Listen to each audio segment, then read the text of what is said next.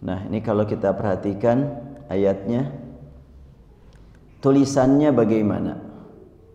Kalimat firasyan ini tidak tertulis, antara tulisan dengan bacaan kan tidak persis. Ro-nya dibaca panjang, ini tanpa alif. Sekiranya tidak ada tanda baca, bisa dibaca firasyan, bisa dibaca furusyan. Firasyan satu hamparan, furusyan banyak hamparan. Dengan tulisan tanpa alif memberi makna bahwa ini bisa dibaca furusyan, yaitu hamparan itu banyak. Bisa dibaca firasyan, hamparan itu satu. Yang satu yang terasa, yang tercapai dengan mata panca indera kita cuma satu. Tapi dengan keilmuan apabila dilihat pemanya dari luar angkasa, oh ternyata bumi itu begini. Antara hamparan di sini dengan hamparan di sini berbeda, kan? Hamparan di sini berbeda. Baik yang di sini, yang di sini, yang di sini tetap tidak merasa takut jatuh. Kalau bumi bulat kan gitu, yang berada di sini kan berarti kata orang sini ini mau jatuh nih. Tapi terasa oleh semua orang nikmat-nikmat saja. Berarti bacaan firasyan memberikan gambaran bumi itu tenang. Kalau dibaca furusyan, bahwa bumi itu banyak sekali hamparannya. Hamparan sekarang di Pulau Jawa beda tentunya dengan di salah satu pulau umpamanya di Amerika, atau pulau umpamanya di Fiji umpamanya, beda lagi kan miringnya. Tapi tidak terasa miring, maka bacaannya adalah satu saja, firasyan. Tidak dua bacaan firasyan wa furusyan, enggak. Cuma furusyan tulisan. Tulisannya memberikan makna bahwa hamparan itu banyak, bacaannya memberikan makna bahwa terasa nikmat tinggal di muka bumi ini. Nah, sepertinya gitu berlawanan antara tafsir yang pertama dengan tafsir yang kedua. Ternyata tidak berlawanan, hanya kelihatan berlawanan. Justru saling menafsirkan sesuai dengan kondisi, sesuai dengan keilmuan. Karena sebahagian peserta umroh dai kemarin punya pandangan berlandaskan ilmu yang dia terima dari ustadz-ustadz sebelumnya, bahwa kita harus mengkaji Al-Quran, mengkaji sunnah, pemahamannya hanya mengandalkan kepada pemahaman ulama salaf saja, atau yang disebut dengan salafi. Setelahnya ditanyakan kepada ulama yang disebut sebagai ulama salafi di Mekah, ternyata bisa saja berbeda dan dua-duanya benar. Kemudian saya mendengar kalau di Indonesia bahwa yang tergabung dalam organisasi dakwah salafi itu katanya membenci ikhwan muslimin, anti ikhwan muslimin, yang pusatnya di Mesir atau lahirnya di Mesir. Kemarin ulama di Mekah dalam memberikan pengarahan bagaimana cara memahami Al-Quran, untuk tafsir silahkan gali Ibnu Katsir, itu adalah bagus kata beliau. Tetapi untuk menggali tadabbur surat Al-Fatihah, rujukan utamanya adalah fi dhilalil Quran, itu ulama Ikhwanul Muslimin. Dan ini anjuran ulama Mekah yang beritanya ke kita bahwa ulama Mekah itu sangat membenci ulama-ulama Ikhwanul Muslimin. Ternyata tidak demikian. Justru mereka merekomendasikan baca fi dhilalil Quran untuk tadabbur Al-Quran, terutama untuk surat Al-Fatihah. Subhanallah. Jadi kalau memang sudah mendalam, sudah semakin luas ilmu itu, maka semakin senang menghargai orang lain. Semakin luas, semakin menghargai orang lain. Baik. Nah, Kita salah satu contoh saja adalah firasyan. Mungkin di antara yang lainnya ada yang mau menyampaikan ide bagaimana untuk supaya teknisnya nanti agar kita membangun komunitas tadarus Al-Quran ini bisa lancar, bisa baik, terutama ahli manajemen, ahli elektronik. Kita bikin komunitas tadarus Al-Quran. Kalau disingkat kotaku ya. Komunitas tadarus Al-Quran ini kotaku, bukan kampungku ini. Kotaku ini. Kemarin saya ungkapkan gagasan ini di radio MKFM. Ternyata banyak yang merespon. Ingin semuanya supaya kita betul-betul termotivasi dan terpanggil. Ada merasa PR buat kita. Setiap pekan ingin supaya ada yang didapat, supaya ada yang diberikan kepada yang lain. Sehingga kita betul-betul tercatat di hadapan Allah sebagai orang yang sibuk dengan Al-Quran. Rasul bersabda, Allah berfirman, Man syaghalahu al-Quran an dzikri a'taituhu afdala ma wa'tis sa'ilin. Siapapun yang sibuk dengan Al-Quran melebihi daripada sibuk dengan yang lain-lainnya, termasuk berdoa padaku, man syaghalahu al-Quran an dzikri wa mas'alati a'taituhu afdala ma wa'tis sa'ilin. Allah berfirman, siapa yang sibuk dengan aku, dengan Al-Quran, melebihi sibuknya dengan yang lain, seperti dengan membaca zikir, sibuk dengan berdoa, tapi ini sibuk dengan Quran terus, maka kata Allah, aku berikan kepada orang yang sibuk dengan Al-Quran karunia yang lebih utama dibanding dengan karunia yang diberikan kepada orang yang sibuk dengan berdoa. Sampai setingkat berdoa. Bukankah berdoa itu adalah mukhul ibadah? Dalam hadis disebutkan doa itu otaknya ibadah. Kalau otak itu kan controlling ya. Yang ngontrol gitu kan. Nah, untuk baik dan buruk otak terus berjalan gitu. Nah, sedangkan Quran apa? Quran segala-galanya.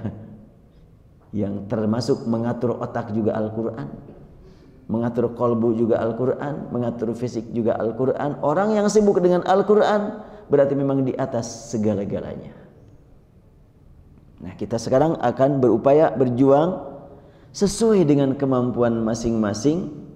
Maka kita buktikan di hadapan Allah ingin menjadikan rumah kita sebagai rumah Al-Quran. Jadi rumah Quran jangan dipusatkan di satu tempat yang diberi nama rumah Quran. Kita buktikan rumah kita semuanya menjadi rumah Quran. Karena Rasul juga menegaskan, satu rumah yang tidak dipakai zikir, tidak dipakai sholat, tidak pakai Quran, itu adalah rumah mati. Kal baitil kharib. Tapi kalau umpamanya Quran dibacakan di rumah, Quran dibacakan di masjid, maka semuanya akan menjadi tempat Al-Quran. Nanti di akhirat rumah tersebut akan menjadi saksi yang membela kita. Kata rumah, aku sering dipakai baca Quran oleh si fulan, si fulan, si fulan. Selamatkanlah si fulan yang sibuk dengan Al-Quran ini. Dan Al-Quran pun nanti pada hari kiamat, terutama pada saat kita bacakan di malam hari, langsung akan membela kita. Ada hadis menyebutkan surat Al-Baqarah dengan surat Ali Imran, yahajani, tahajani. Mereka akan memberikan hujjah, memberikan pembelaan pada hari kiamat. Itu Al-Baqarah, Ali Imran. Karena memang surat Al-Baqarah begitu panjangnya, sehingga nanti di akhirat akan menjadi pembela buat kita pada saat kita menghadapi suatu problem yang cukup berat akibat dosa yang belum tertobati, atau ibadah yang tidak mencapai kesempurnaan, sehingga masih jauh kita untuk mendapatkan nikmat surga, masih sulit untuk menghindar dari kejaran neraka. Maka ketika dikejar oleh neraka, Surat Al-Baqarah, surat Ali Imran yang sering kita baca akan menjaga kita dari kejaran neraka. Nah, tentu untuk mencapai tingkatan seperti itu kita harus menjadi sahabat surat Al-Baqarah dan surat Ali Imran. Kalau memang betul-betul Al-Baqarah saja tidak sampai ke surat Ali Imran karena kita sudah keburu meninggal nih, majelis tadarus Al-Qur'annya soalnya belum dimulai, baru sekarang gitu ya, keburu meninggal, Al-Baqarah juga akan membela kita. Bagaimana kalau sudah sampai tamat? Ya, baik, mungkin ada ide, silahkan dari bapak-bapak, kira-kira bagaimana cara manajemennya ini biar kita betul-betul aktif semuanya lah gitu, mengkaji Al-Quran. Dan saya akan berupaya sesuai kemampuan, manakala ada kesulitan yang bisa saya atasi, akan saya atasi di sini gitu. Sehingga pertemuan ke sini itu betul-betul semuanya punya bahan, punya ayah. Mangga silahkan.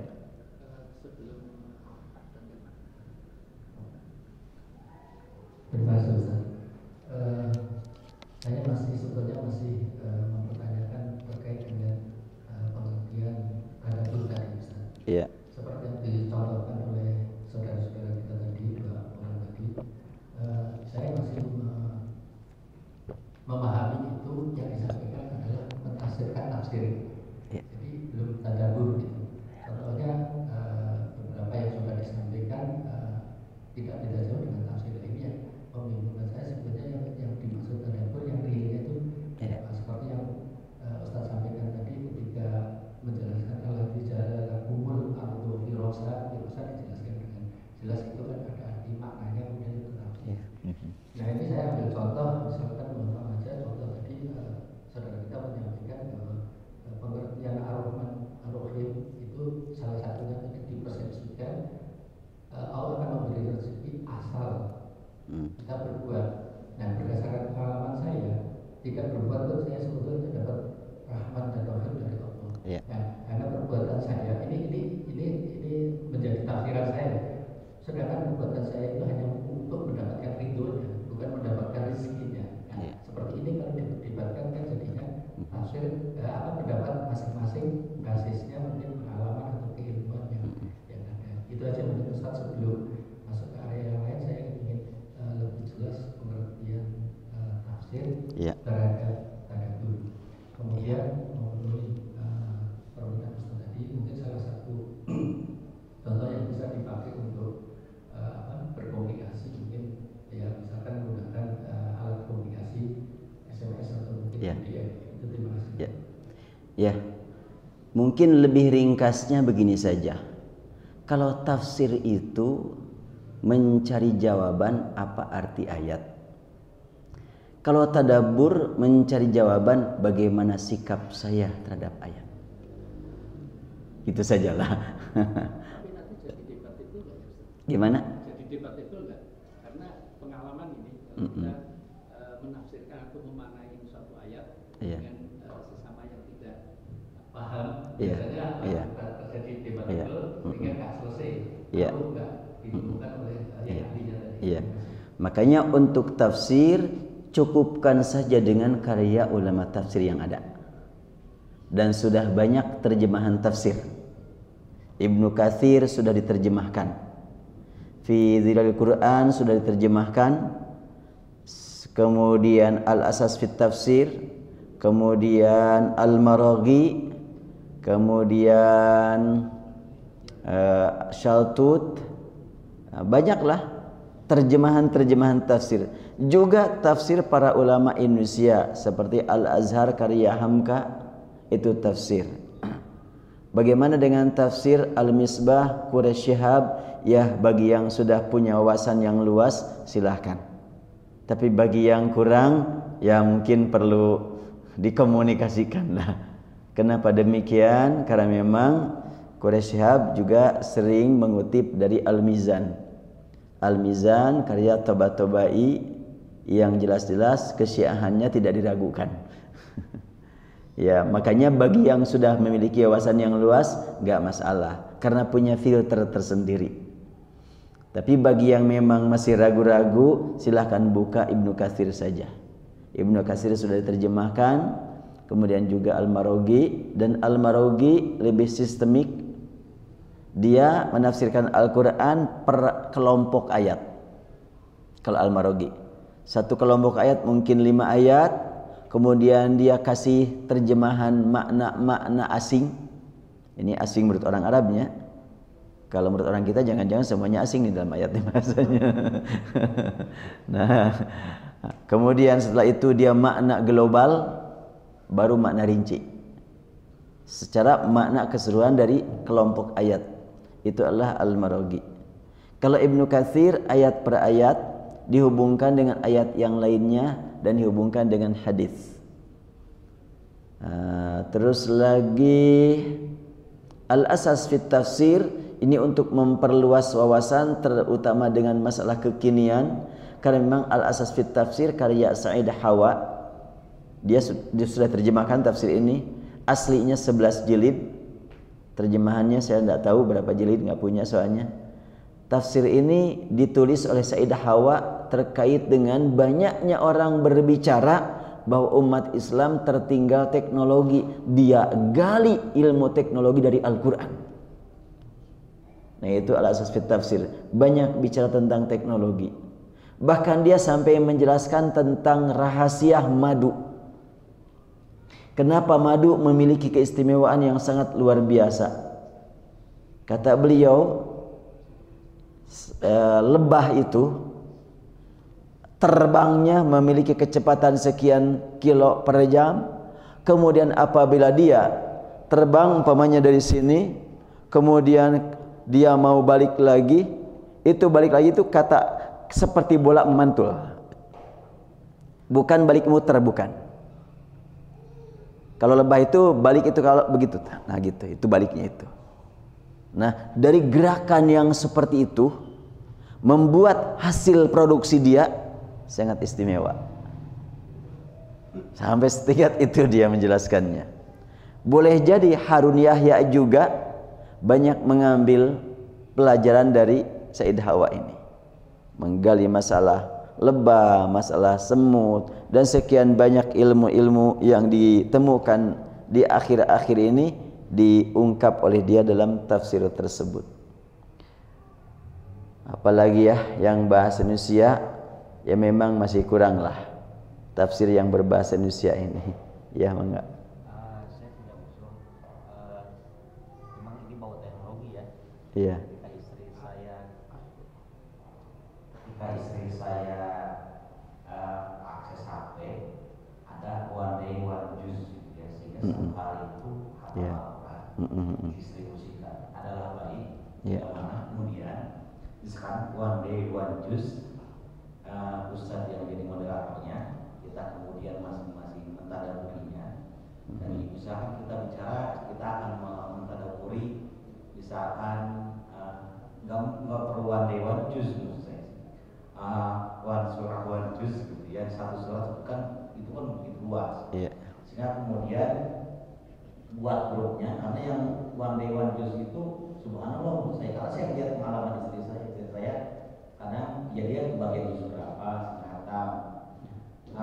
Kita tinggal tidak hanya kita buat berapa, kan kita juga lihat orang lain. Kalau one day one juz saya pikir itu cenderungnya kan melihat aktif orang dan hanya berhusnuzon bahwa dia melakukan itu. Kalau one day one surat, misalkan satu hari satu surat untuk mentadaburi, kita melihat pendapat dan perasaan orang lain terkait dengan surat yang dipahami.